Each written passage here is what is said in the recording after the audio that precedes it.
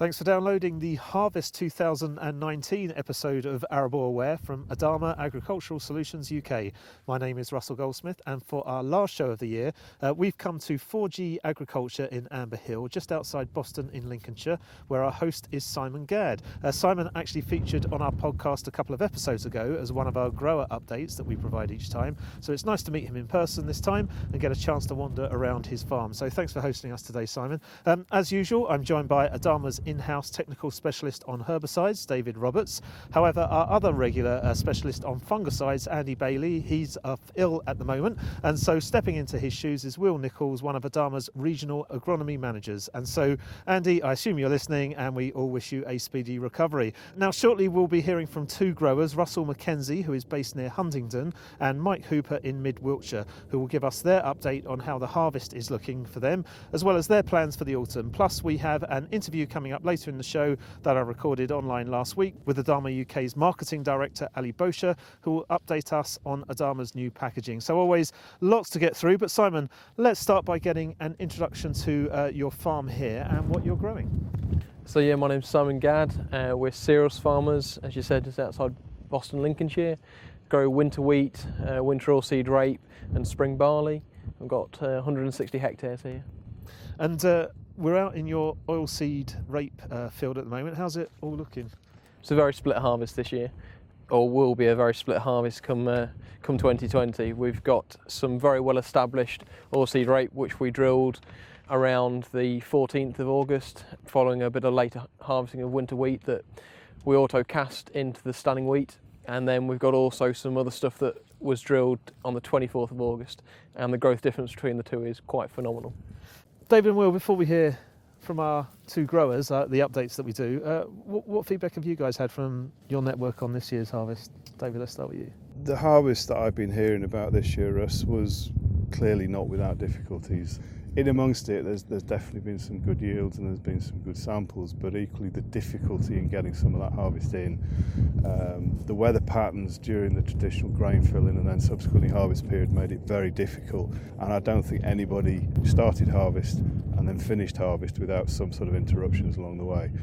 But saying that, some decent yields about and some decent quality samples as well. Okay, and Will, welcome to the podcast, first of all. What about yourself? Yeah, I would agree. I think yields have been positive. I think a bit of a split bag from sort of further north of the country.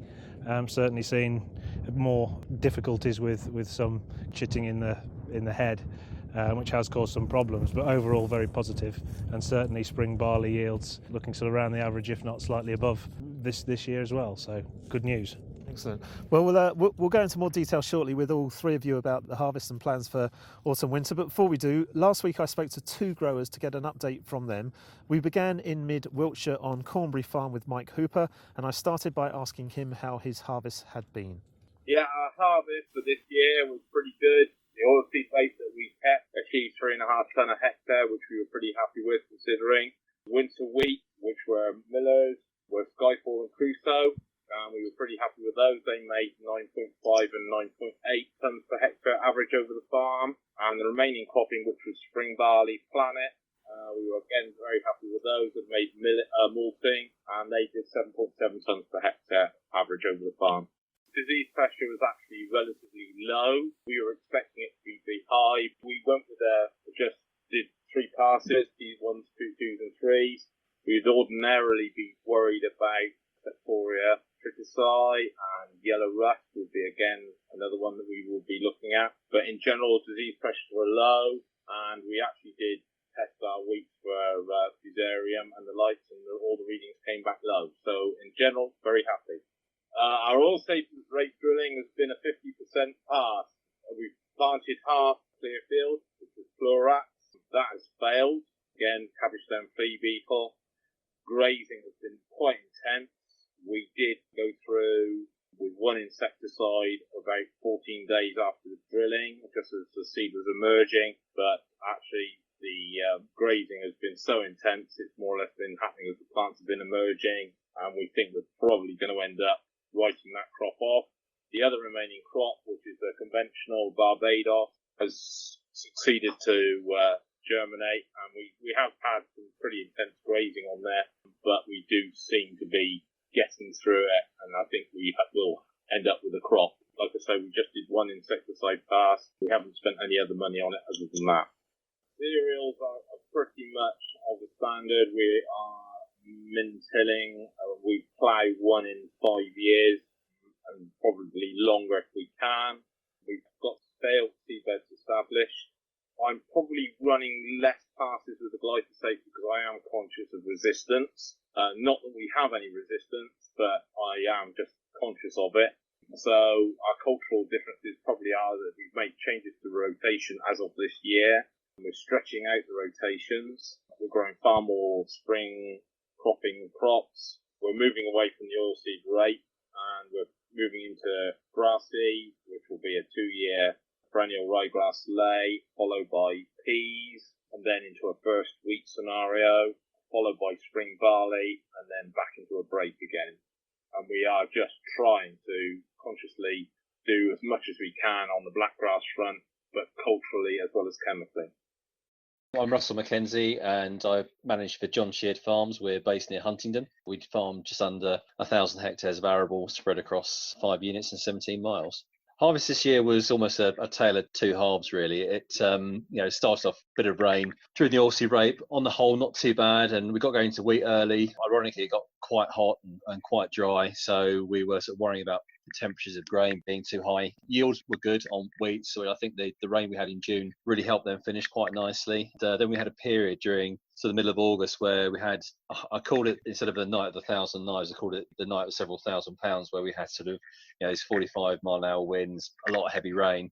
And we had a situation with spring barleys where, although they were yielding quite well, we lost quite a lot of heads off the right crops during that period of time. So I took a crop walking hoop out, had a look at it, and spring barley, we probably lost somewhere between 1.25 to 1.5 tons per hectare. I mean, there's nothing you could do about it, but it just goes to show the vagaries of the weather. And then we had lost another week with wet weather, and it came good at the end, and we were able to get a lot of stuff dry, which was the main thing. But it's had its challenges at times, I'd say.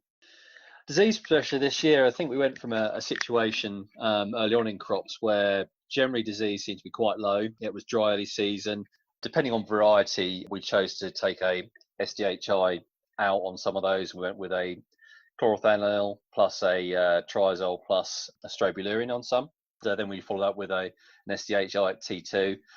And then, we weren't really seeing a lot of septoria pressure early on. We were seeing predominantly rust. And then off the back of that, what we sort of tended to find, we got a lot of rain around about the sort of flowering time at ear emergence. So we did a robust flowering spray. And what we tend to find is where we'd held back an SDHI, and we did this with a trial on farm where we got multiple varieties, different spray timings in a 2-hectare block. We did an SDHI at T3, and that did really give us a bang for our buck. I mean, if I'd been brave enough, I'd have done it across the whole farm commercially, because we saw a jump up from our standard responses of about 2.7 tonnes per hectare overall to over 4 tonnes per hectare consistently. So it would have definitely been the season to save a bit of money late on.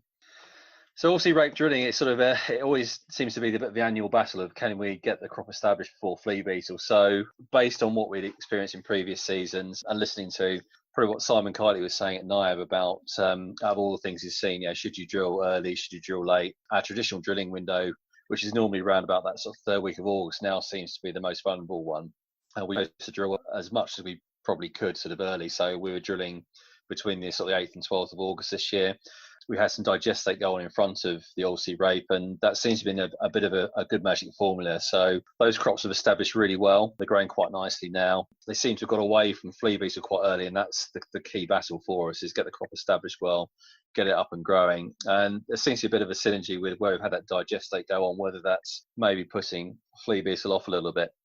So we only sprayed once. I don't believe in doing multiple sprays based on some of the data which we seem to be seeing, is that such a high population is resistant that once you spray once, you probably take out the susceptible ones, and then you're probably not going to be as effective on what you've got left, and you're probably going to hurt the beneficials. So those crops got away pretty well. We had some left a little bit later on due to that weather I spoke about before, really, where they just suffered. It was only about 25 hectares, but got really dry, really warm. Crops weren't establishing as quick, and the flea beetle have taken those out. So we've actually re-drilled the last 20 hectares. But I would say on the whole, I think we accept that there's going to be some risk involved with establishment. But generally, to get 85% of it established in good conditions, I think I would have taken that from what we've seen in previous seasons.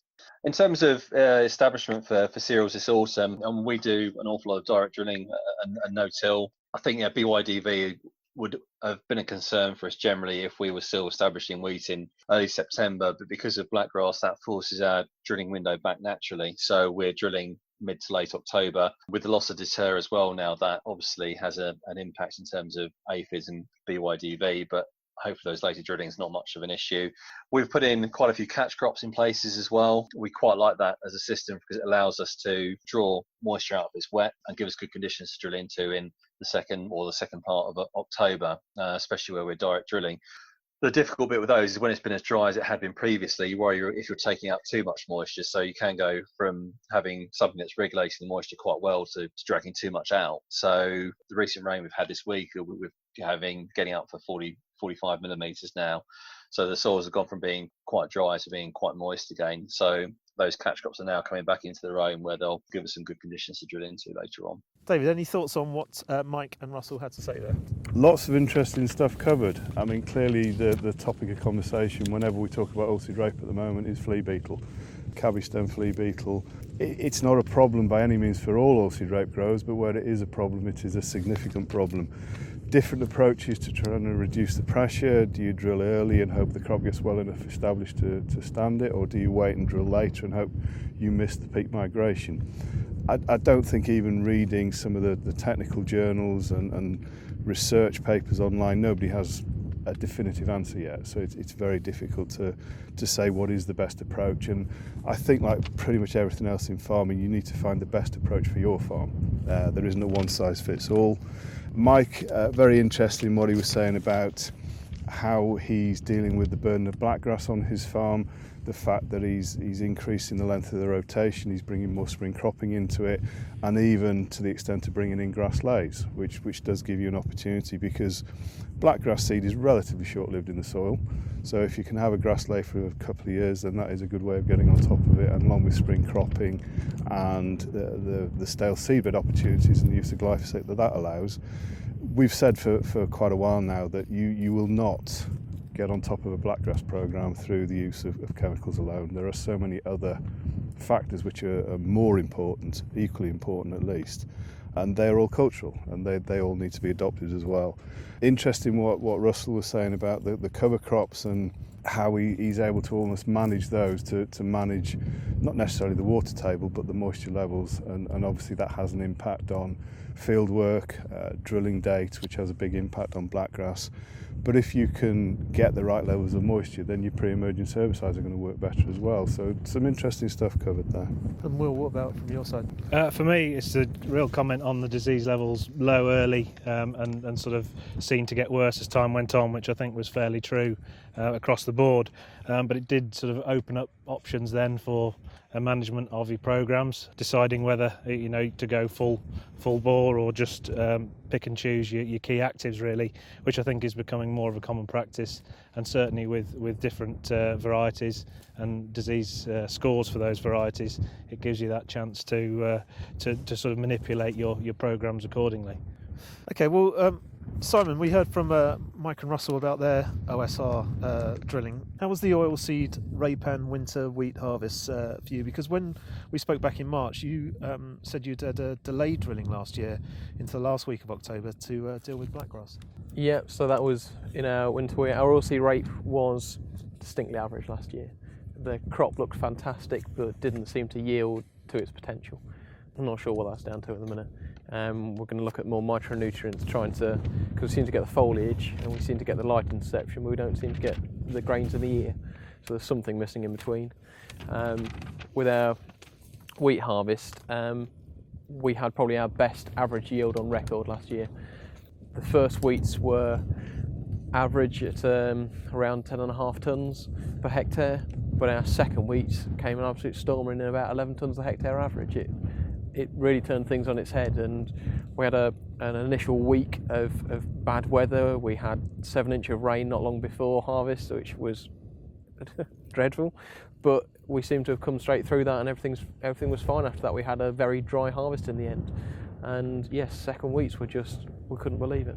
You also talked about cranesbill creeping into your oilseed rape when we last spoke. How are you coping with that? Yeah, we can control it very well in our wheats, but in our oilseed rape it's been an issue creeping on the headlands and kind of making its way further into the fields. So we used a quarter of a litre of a Dow product last year, Belcar, which seems to have controlled it fairly well. And we're hoping that's the limiting factor, that it's the only thing we need to do now. David, any recommendations for listeners in terms of control of blackgrass, ryegrass and broadleaf weeds? It's all in the planning, isn't it? We've touched on this before, and Simon alluded to it. It's getting that planning right. There are so many different components now, and I think, and I've mentioned it before in previous podcasts, you need to have an eye on the detail the whole time. Yeah. You can't let anything slip, because weeds as pernicious as blackgrass, ryegrass, broadleaf weeds such as cleavers, if you let them get away from you, then it's going to cost you A, more money, B, more time, and the results in the end may not be as good. So it's all about the planning, putting those good plans into action, and make sure you follow through on them. And what about on fungicides and insecticides, Will? I think really the first choice is the varietal options that you've got, just so you know what the threat's going to be. And the levels potentially of disease you're going to get, and in combination with that you can then start looking at programs going forward. But really at this time of year it's about getting some crop in and going from there. Simon, do you have any issues with your barley yellow dwarf? We have in the past, but I think now with us moving to later drilling dates, we seem to miss the actual aphids which deliver the virus to the plants, and so by drilling into the beginning of our drilling season now is second week of October. We used to be finished drilling by the first week of October, so you can see by moving it kind of 4 weeks back, because we finished drilling in the second week of November last year, that it seems to have really stomped on BYVD problems. With regards to the later drilling, is always going to help just reduce those vectors of the BYDV. Certainly your bird cherry and grain aphid that do infect the crops, but really it's about having a crop that's, if it's longer standing with the infection, it's going to be an issue. And we've got a product in terephthalate called Maverick that will target these aphids. And really it's about monitoring the crops is the crux. You've got to get in there and make sure initially you can see them. There's no point in making applications if there's nothing there.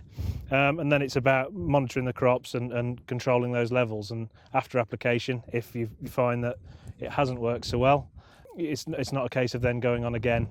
We've got to be cautious in using too many pyrethroids and causing resistance build-up with these key targets. And Maverick is also is friendlier to beneficials than other pyrethroids, which is key. Certainly this time of the year for beetles is the prominent insect of predator for the aphids, and it's about the application. So with regards to the beneficial story, it's very much a case of once you've made the application, these beneficial insects can be reintroduced to the crop a lot quicker, and you can build up the levels of populations again. So you're getting that natural enemy versus potentially other pyrethroids where it may take that bit longer to build up the alternate population. Okay, well, we'll come back to Simon, David and Will here on the farm shortly, but for this episode's feature interview, last week I caught up online with Ali Bosher, Adama UK's marketing director, for an update on Adama's new packaging. Adama have made quite a few changes to the packs recently. Back in 2014, when we rebranded from Mactashim to Adama, we made the first change, which was the colour of the lids. So it was very easy to identify what was a fungicide, what was a herbicide, what was an insecticide. But we've taken a step further now and looked at changing the actual makeup of the bottles. So the grip, no foils, the strength of the handle, rounded edges for easy rinsing, dimpled bottom. So there's quite a few substantial changes that we're now implementing. We made these changes because we had some feedback. We went to the industry and asked growers directly what made a good pack and what made a bad pack. We went around the world and there was a general acceptance, regardless of the country that they were in, and it seemed right to listen to the end user. So we listened and actioned. The involvement the growers had was giving us direct feedback. So we went round the world, but then we took some key countries to our base in Israel. So we took a UK grower, French grower, Israeli, Brazilian, US, Australian representatives over to our headquarters in Tel Aviv and showed them the new packaging, spoke to the global CEO and really brought them into the campaign and just double checked that the packaging designs that we have created were right, and they loved it. The feedback was astounding. The impact that we're hoping for with spray operators using the packs is general simplification. We want to help them simplify their life. So we want to make it safer for them to use, which is the whole grip, dimpled bottom, so that there's lack of slipping, lack of potential contamination, but also things like no foils, easy opening containers, rounded edges for easy rinsing, wider handles to ensure that they can use these containers with big gloves on. It's just trying to increase simplicity onto the farm. We have launched the new containers this autumn in 5 litres. So Sultan, Shogun, Falcon and Fox are all released into the new pack. So they're already out there in the marketplace. And then moving forward, everything from our range in a 5 litre in the spring portfolio will start to roll in the new pack as well. So we're fully into the campaign now, and as soon as you purchase an Adama pack, it should be in the new packaging. So thanks again there to Ali for taking the time to chat to me last week. Simon, we've moved to another part of the farm now. Do you want to just explain where we are now and what we've got in front of us? So yeah, we've moved through to the oilseed rape that we established that was spread into the standing wheat crop. It's looking much better. I'm so actually glad to be standing here right now and not see a flea-bitten and slug-infested crop of oilseed rape. And we're keen to understand what your approach is to the use of pre-emergent herbicides. Yeah, so our strategy has been based a lot around flufenicet and pendimethalin. We aim to get a level, firmed seed bed so that the residuals actually key to the surface, and this is applied with plenty of water as well to make sure we get a good coverage across the surface. We believe that the pre-emergence is actually the only time to control blackgrass. Everything post-emergence is actually a decision you shouldn't be making. It's too late by that point. And I think it's all just damage to the crop. The pre-emergence seems to have little effect on the actual eventual yield, where I've seen a lot of post-emergence chemicals can have quite dramatic effects on yield. I have to agree with what Simon's saying. It's interesting standing here now next to this very, very good looking crop of oilseed rape, which was established, you might think, earlier than what we used to consider the optimal timing, but that's done for a reason. It's looking to benefit from that. And yet when we talk about drilling time for cereals, we're moving later than what has been considered the optimal timing. And that is driven, it's driven here on Simon's farm, and it's driven on many farms by the importance of delaying drilling, the cultural opportunities that gives us to control blackgrass. So we've got the advantage of being able to get a stale seed bed in so we can use glyphosate on any chitted and emerged blackgrass. But Simon's comment about the use of the pre-emergence herbicides, that is crucially important to get in on top of blackgrass.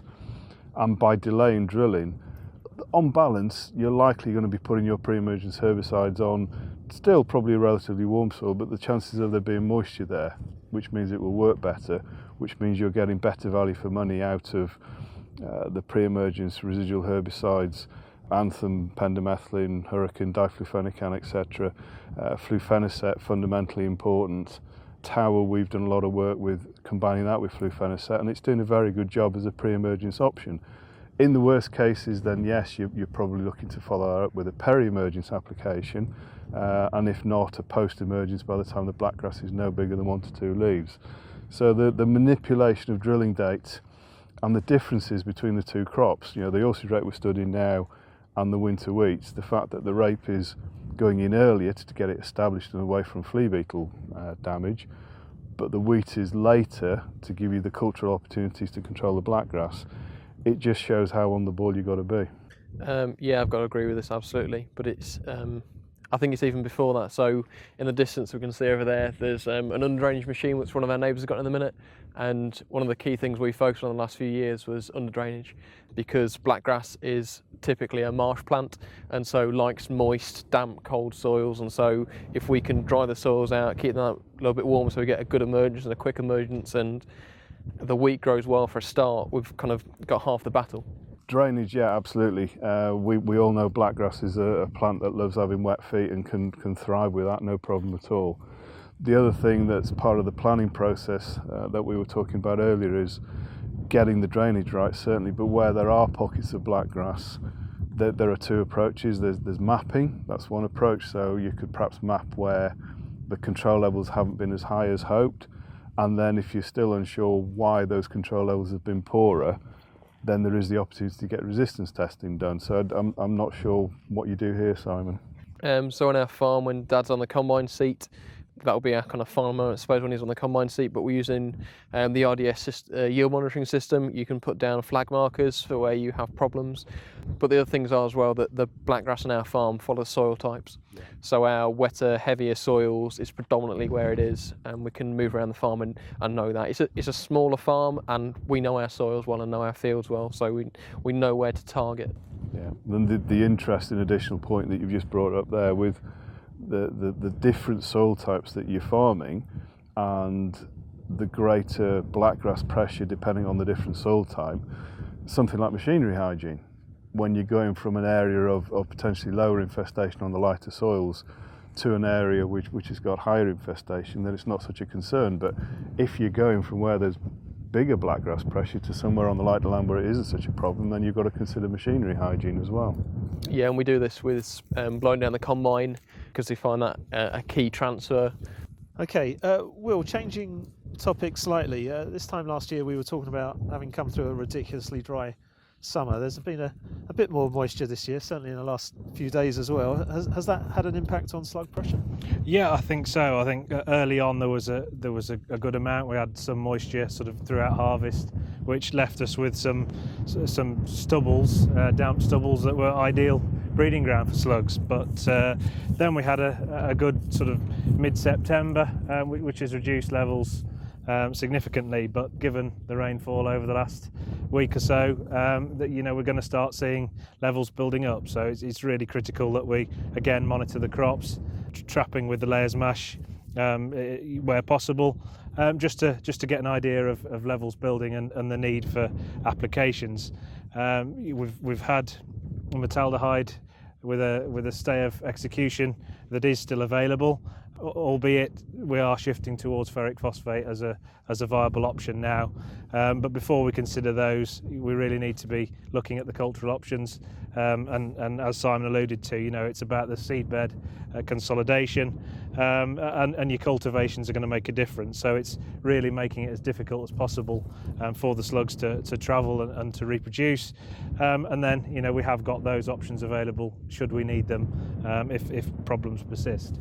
It's key to note if using metaldehyde for this season, just to remember that there is a 10-metre buffer for birds and small mammals, and also remember any buffers to water courses as well. Simon, any thoughts on that? I suppose ours came down to field walking actually.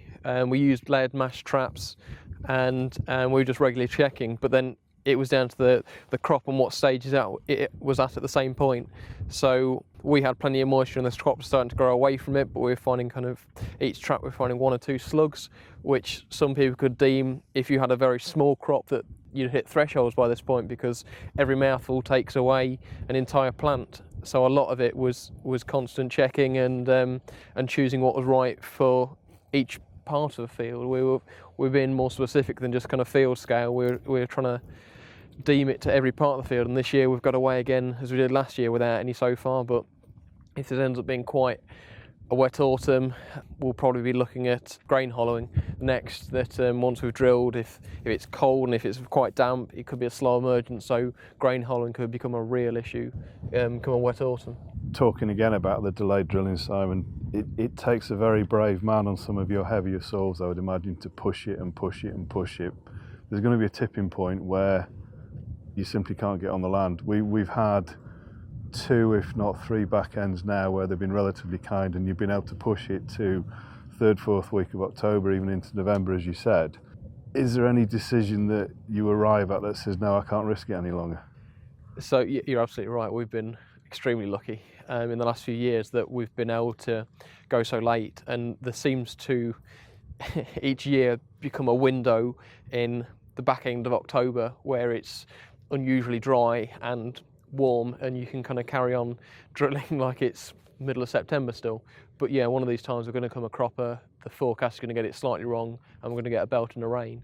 We start this preparation for this kind of scenario from the way we cultivate the land. We aim to create a seed bed which is still mildly coarse, I suppose, that a way of describing it, that means that we can direct drill into it, and it would be damp enough at that point that the drill would do the cultivation on its own with it, and hopefully we can put the rolls in after that as well.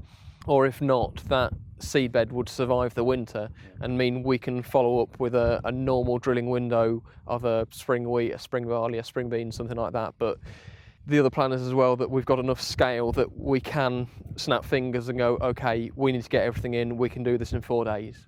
And so forecasts seem to be good enough that you've got a 4-day window to put it in. And so, yeah, we leave our early stuff, anything that's kind of relatively free of blackgrass, we get that in at the first, and the last fields we'll leave are the most risky ones for blackgrass. Yeah, I guess it's a question of sticking out as long as you dare, getting the mechanisation ratio right, and still probably having a backup plan as well. Absolutely, it's definitely holding your nerve because there's nothing else, and forecasts are only so good. Okay, well, to finish off this episode, any final tips for our listeners as we head into the autumn and winter? David, let's start with you. It's the planning. I've said it before and I'll say it again. We need to get the planning right, and Simon is really on top of it all the way through, from getting the drainage right for the blackgrass, getting the mapping right in the previous cropping, machinery hygiene, getting the rotation right, getting the delayed drilling right, which is really the important aspect for me. And I think from what we've seen today, reaping the benefits of that as well. Simon? Absolutely, a lot of our focus is around IPM, choosing the right fields, the right crops and the right conditions to do everything in. And so it's getting that key right and following a good procedure and having a good plan. Great. And Will, you can have the last word. Yeah, I agree entirely. It's all about the planning, and probably more so from a fungicide perspective for next year, given various revocations. There needs to be consideration and the thought around potential use of multi-sites and programs, and given that we have Folpet available as a multi-site to protect other chemistry, certainly new chemistry coming through as well, we need to start considering that now, and our best options given high disease pressure or not. So we need to decide what we're using, what we're not, and where we can cut back if necessary. Excellent stuff. Well, that's it for season 2 of ArableAware. Thanks once again to David Roberts and Will Nichols of Adama for joining me, and of course to our host today, Simon Gadd. Don't forget you can listen to all our previous episodes of the series by subscribing to the feed on your favourite podcast app. Just search for ArableAware, which is all one word, and whilst you're there, if you've enjoyed the show, please do give us a positive rating and review. You can also find us on the Adama UK website. Just go to uk.information-hub.adama.com/ArableAware, or go to adama.com/UK/EN and search for podcast, and you should find a link to all the previous shows. If you're a regular listener to the podcast, you'll know we're doing our best to take the show around the country, and so this year we've added trips to Hampshire, Huntingdon and now Lincolnshire to our visits in season 1 to Nottinghamshire, Cambridge, Norfolk and Oxfordshire. If you would like us to come and record a future episode on your farm, or if you'd like to contribute to the podcast in any way, then please do get in touch either on the hub, on our Facebook page, via Twitter using @AdamaUK_, or simply by using ukinquiries@adama.com. But for now, thanks for listening and goodbye.